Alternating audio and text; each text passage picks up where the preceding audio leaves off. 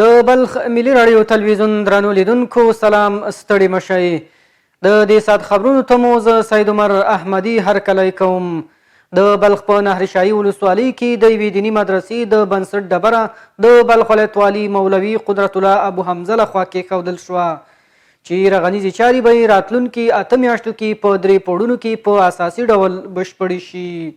د بلخ ولایت والي مولوي قدرت الله ابو حمزه د دې مدرسې د بنسټ ډبرې ایښودلو په مراسمو کې له ځایي خلکو غوښتل چې د مدرسې ودانۍ په جوړولو کې لازمي همکاری وکړي. از همه مردم که توانمندی داره ما می‌خواهیم که در قصبات و قریاجات و مناطق خود به طرف تعلیم و تربیه و رشد تعلیم و تربیه به اعمار مراکز دین و مدارس و به این طرف باید توجه زیاد داشته باشند.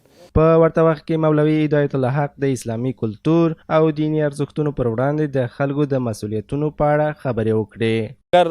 در برای ترغیب به کمک و تعاون به مدرسه یا با اطفالشان که در مدرسه روان کنه یا با بچه هایشان پسرانشان که در مدرسه روان کنه، در این ترغیب خب بسیار احادیث و آیت ها و بسیار آثار ما داریم، لیکن خلاصه بگوییم که اگر عزت خود، عزت خانواده خود کسی میخواد به مدرسه به علما دست بدهد. د دې مدرسې د جوړېدو په اړه د مدرسې مسؤل مولوي حبیب الله ایوبي داسې وایي.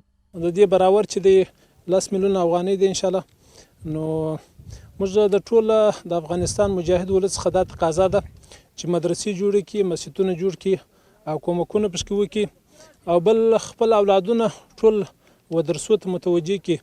د یادونې وړ ده چې دا مدرسه به په 3 پوړونو کې په اساسي ډول جوړیږي چې په یو وخت کې 1000 هلکانو او نجونو لپاره د دیني زده کړو زمینه برابریږي. د بلخ ولایت د سپورت او بدني روزنې ریاست په مرسته د مرکز او ولسوالیو یو شمېر شلو لوبډلو ترمنځ چې د والیبال سیالۍ پیل شوې وې د کفایت ټیم په اتلولۍ پای ته ورسېدې. د بلخ ولایت د سپورت او بدني روزنې عمومي مدیر یا د سیالیو موخه د غوره لوبغاړو پیژندل او سپورت ته د ځوانانو هڅونه یاده کړه. نوموړي د بلخ ولایت د سپورت فدراسیون سره د هر ډول همکارۍ ژمنه وکړه. هغه همدارنګه په سینا سټیډیوم کې د والیبال لپاره د یو میدان جوړولو ژمنه هم وکړه. موږ انشاءالله د والیبال لپاره یو سینا سټیډیوم په نظر کې نیولې دی چې هلته د هغوی لپاره د تمریناتو د مسابقاتو د تورنمنت زمینه برابره کړو. او دویم موږ یو استندر جمنازیم لرو چې جمنازیم امام خمیني هغه د ورزشکارانو په اختیار کې ورکوو.